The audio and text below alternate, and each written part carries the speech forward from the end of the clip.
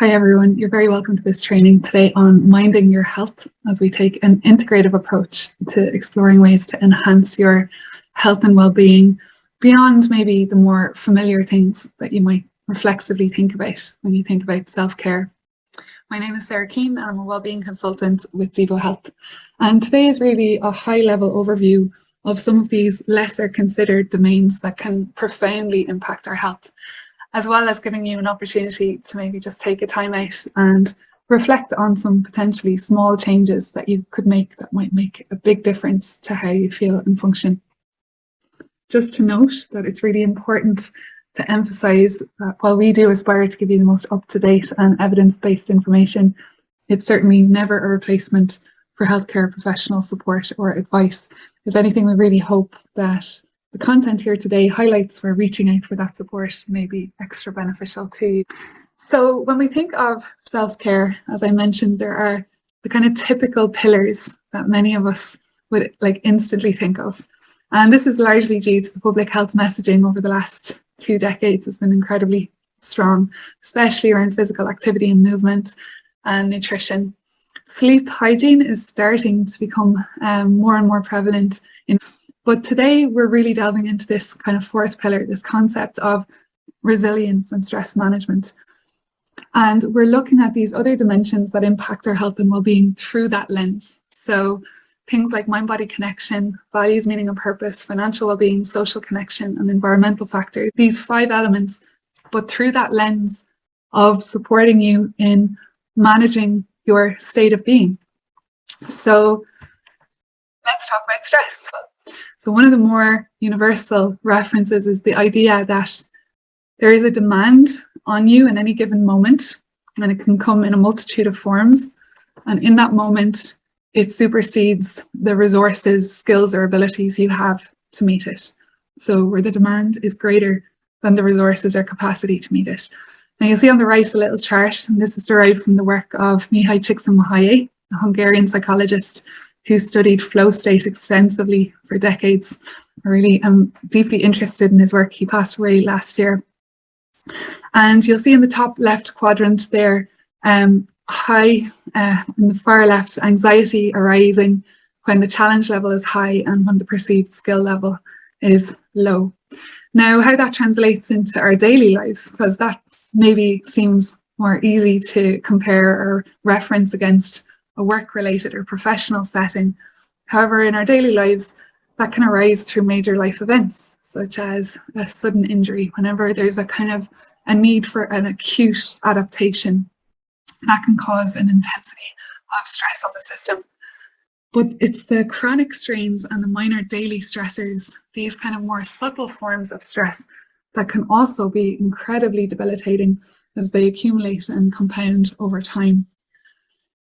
When we're looking through this lens of minding your health and kind of cultivating and expanding this concept of self-care, we're really looking at building this agility to shift gears between that stress state and then that more relaxed state. So the stress response often comes with what we might call a tension and a contraction.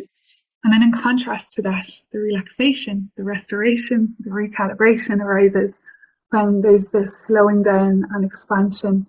And in that expansion, the whole system gets to reboot. Heart rate slows, breath tends to deepen, and everything kind of finds what, in again scientific term, is like homeostasis or balance. So the first of those we're going to look at is mind-body connection.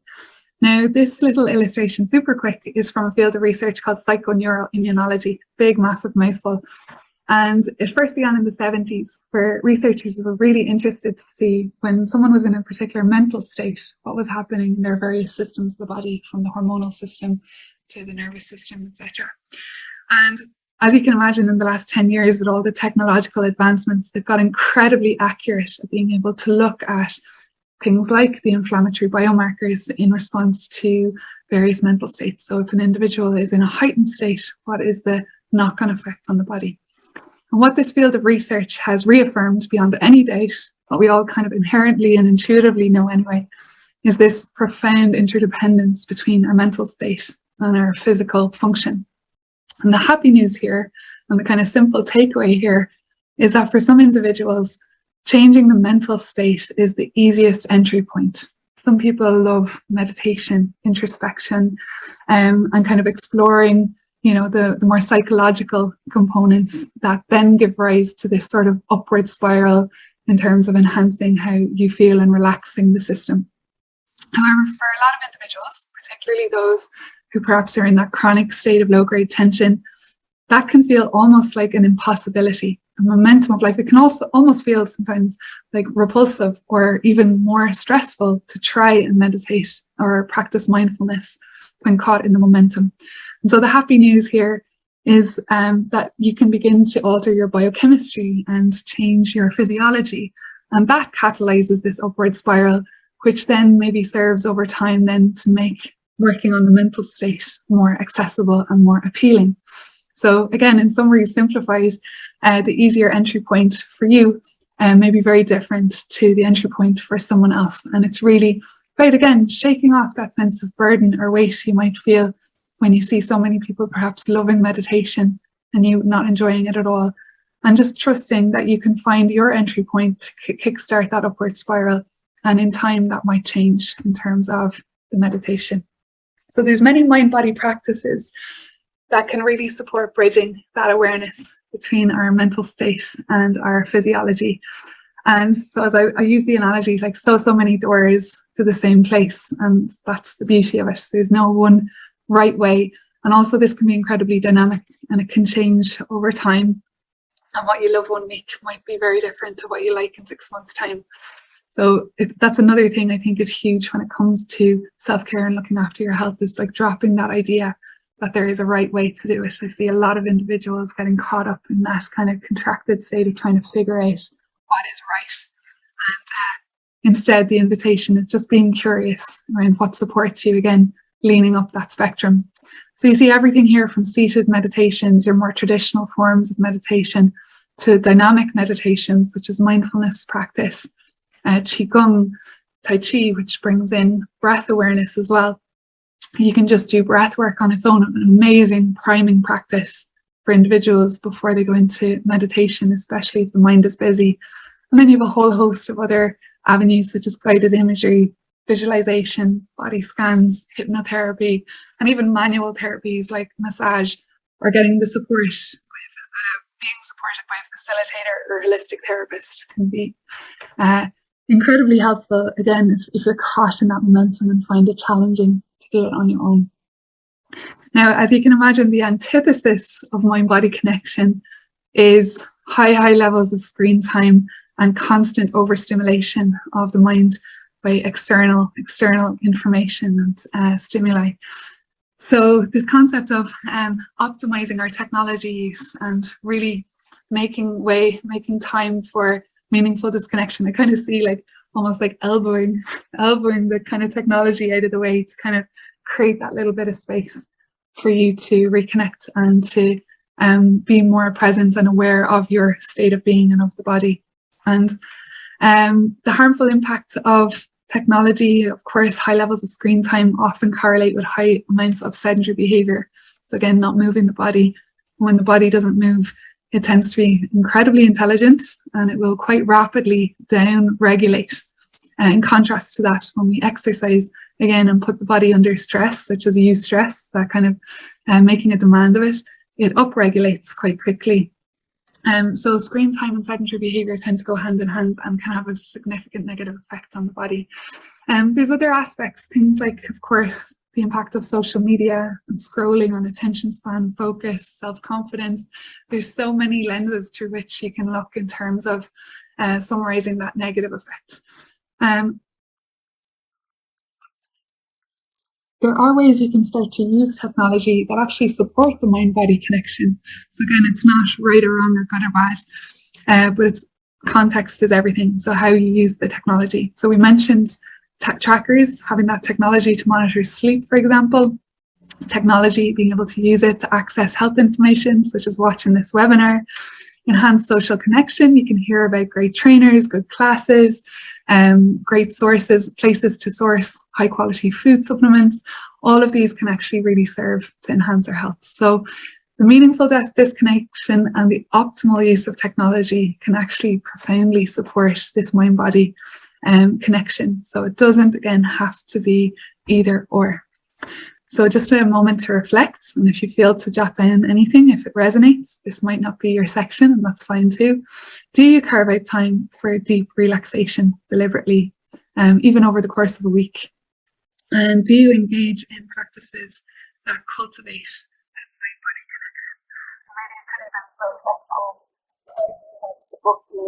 technology to support that mind-body connection piece? If that lands as something that could be an easy entry point for you. So the next dimension we're going to explore is values, meaning, and extending beyond that, the idea of purpose. And again, looking at this through the lens of minding your health and focusing on the impact of these things on your state of being, and that capacity to self-regulate and the agility to shift gears between stressed and relaxed. And so positive psychology, built upon the work of Martin Seligman, has really brought this to the fore and really focusing on how essential awareness of what's important to us can be in determining and shaping our daily choices and sustaining positive behaviours. In positive psychology, there's a distinction between what's termed like hedonic well-being or hedonism, based on happiness that's derived from comfort and pleasure, versus this eudaimonia or eudaimonic well-being, which is happiness that's derived from finding that deeper meaning, contribution to community and society, or fulfilling and kind of stretching your capacities, gifts, and your potential.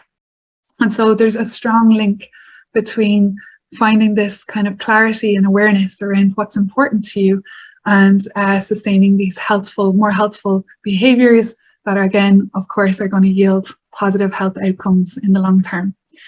So living with purpose, in essence, can sometimes be interpreted as like living life with a higher goal. And for some people, this can be a paradox. Their higher goal can be living life with no goal. And that kind of very, let's say, the non-dual perspective, non-duality of just total presence being the focal point, which is interesting. So still a life of purpose. But it's having some sense of vision and kind of clarity around goals that can really serve to foster resilience and motivation. Now, if you're caught in the momentum of busy life and constantly responding to endless demands that are being placed upon you, this whole dimension might seem, a little bit overwhelming or idealistic. I don't have time to be thinking about values and what's important to me. I have to get X, Y, and Z done. And so I would just invite that if that's the case, there used to be a little saying, it was something like the person who doesn't have 20 minutes to meditate needs an hour. And I just share that with lightness, that, this kind of foundational way of level of awareness, I would say, this foundational level of awareness can dramatically serve to enhance and improve other dimensions of your life. So carving out, again, that extra little bit of time, a bit of wiggle room to reflect on this may be profoundly beneficial for you. And totally as well, I say that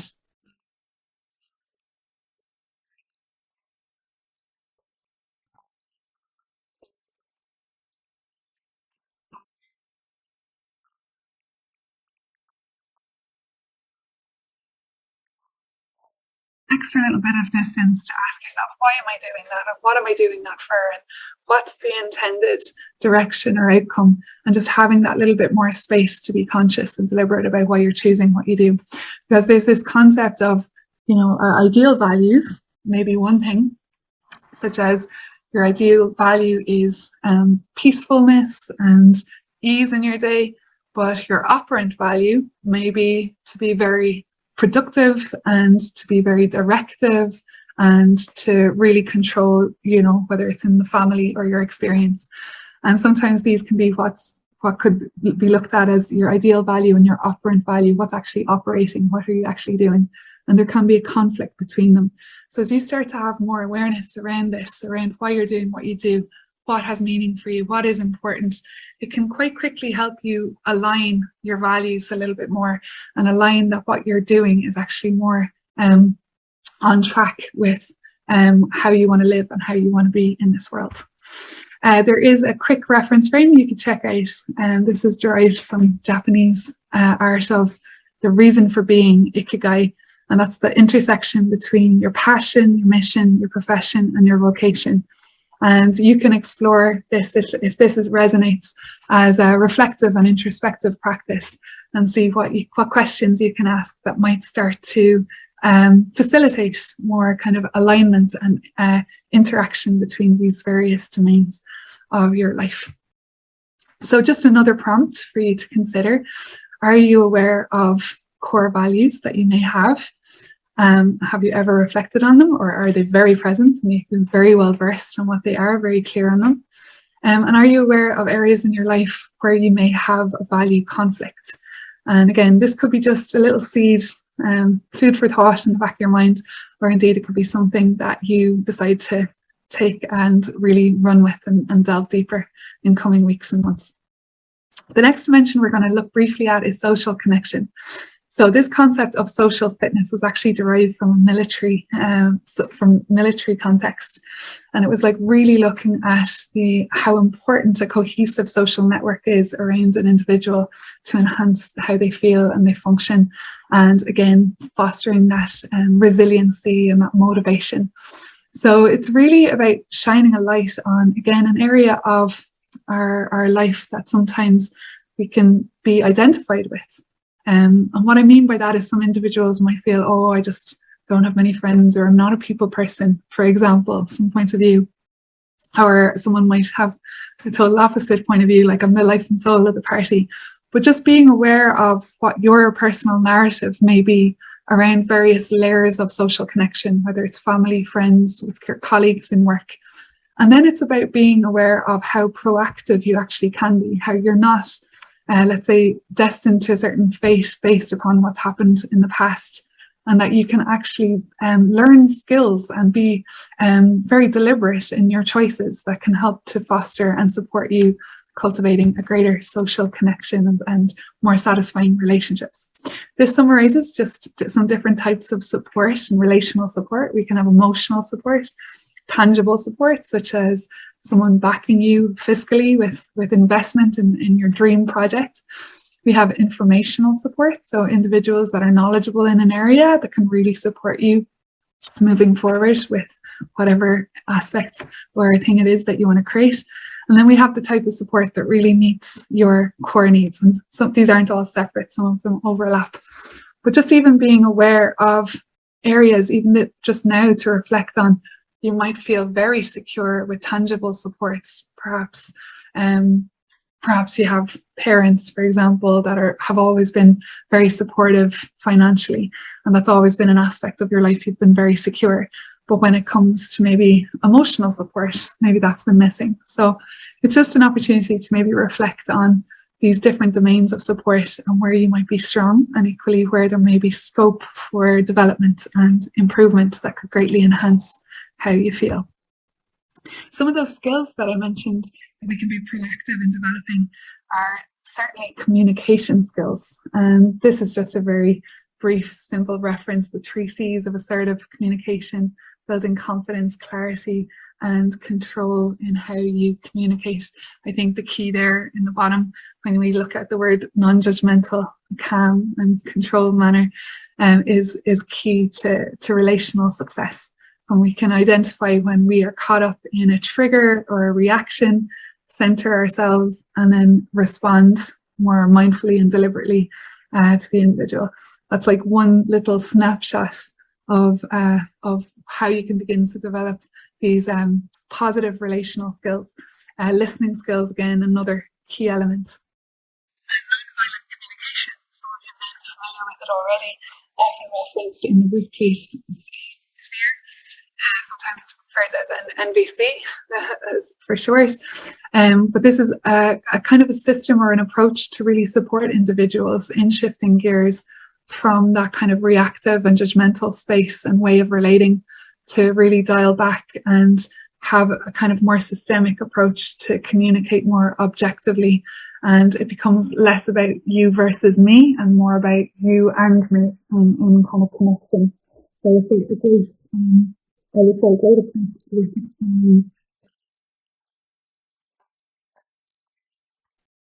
So just another moment to reflect again if this dimension resonated for you to consider how content are you with your current relationships. And you might want to write a couple of words about the different layers of relating, again, from intimate partnership, perhaps to family context, household, to friendship circles, to colleagues and work, to community. And it could be very different across the different rings of social connection. And then also for you to consider, do you proactively nurture your social connections? Is it something that's always been easy and effortless and automatic? This isn't an area really you need to think too much about. Or maybe, you know, is there something here that you can explore that could actually make a huge difference to your health? So the next domain is environmental factors. Now, when we think of the environment, especially remembering this is through the lens of minding your health, individuals might typically think of climate change, for example, or pollution. And of course, these things do significantly impact directly and indirectly on your health and well-being. Through this lens, as we said, of minding your health, it's really exploring ways you can buffer against the negative impacts that might cause you, again, stress and tension, and how you can proactively put buffers in place that minimize the negative impacts and support your health and well-being. So some simple examples would be, especially in Ireland heading into winter months, having adequate rain gear, warm clothing for colder weather or wet weather, perhaps using UV lights indoors, those SAD lamps, seasonal affective disorder lamps, that maybe help to compensate for the lack of exposure to natural light. Simple little things like that may actually make a huge difference to you over time.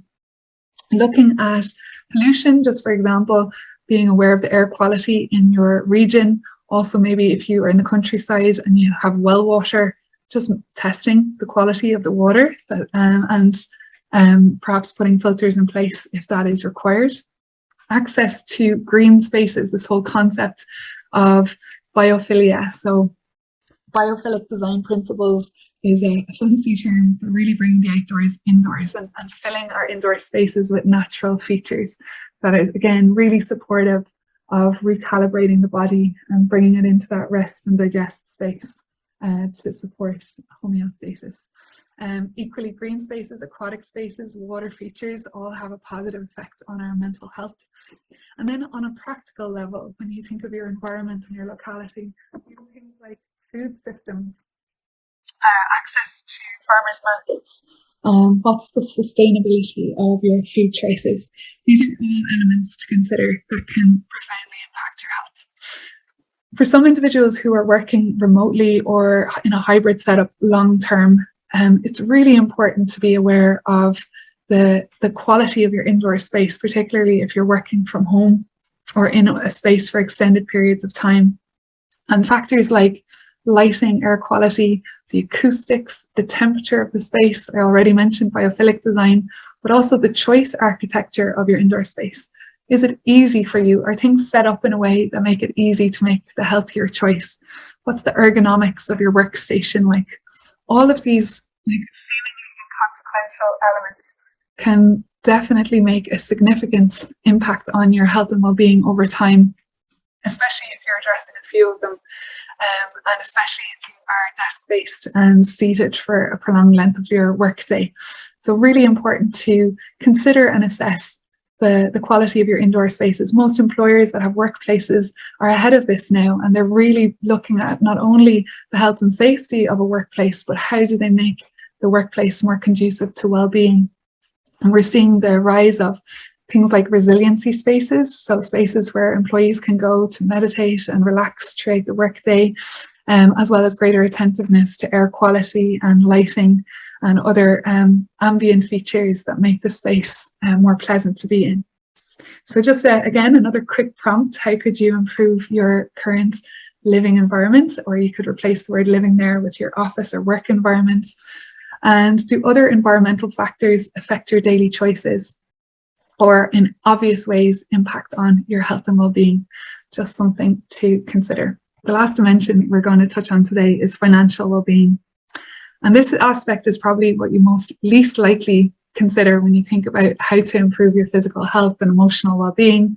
And yet when we give it any consideration at all, it's crystal clear how important your financial reality is and the profound effect it has on your health and well-being. So this can happen through both direct and indirect ways. And what I mean by that is directly how your access to resources can shape your choices around living environments or geographical location, around access to quality, the level of quality of food you access, and how you spend your leisure time, as well as direct investment in healthcare professional support, all to cultivate your health and well-being.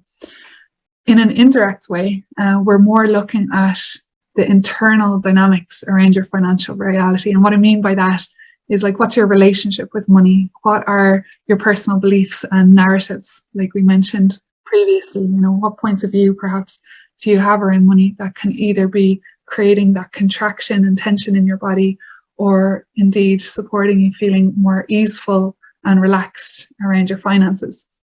So both levels are interdependent as well, of course, and they interweave, but maybe having awareness around where your issue lies can point you to where you might get the greatest return in terms of fostering change and positive outcomes. And what I mean by that is, again, almost going back to that illustration with the mental state and the physiology, you know, what's your easier entry point? Do you need to look at the practicalities around income generation, around being more aware around spending and budgeting? So is it much more pragmatic, or is there a deeper dive required here to really look at that core kind of relationship with money and dynamic that you have around your finances?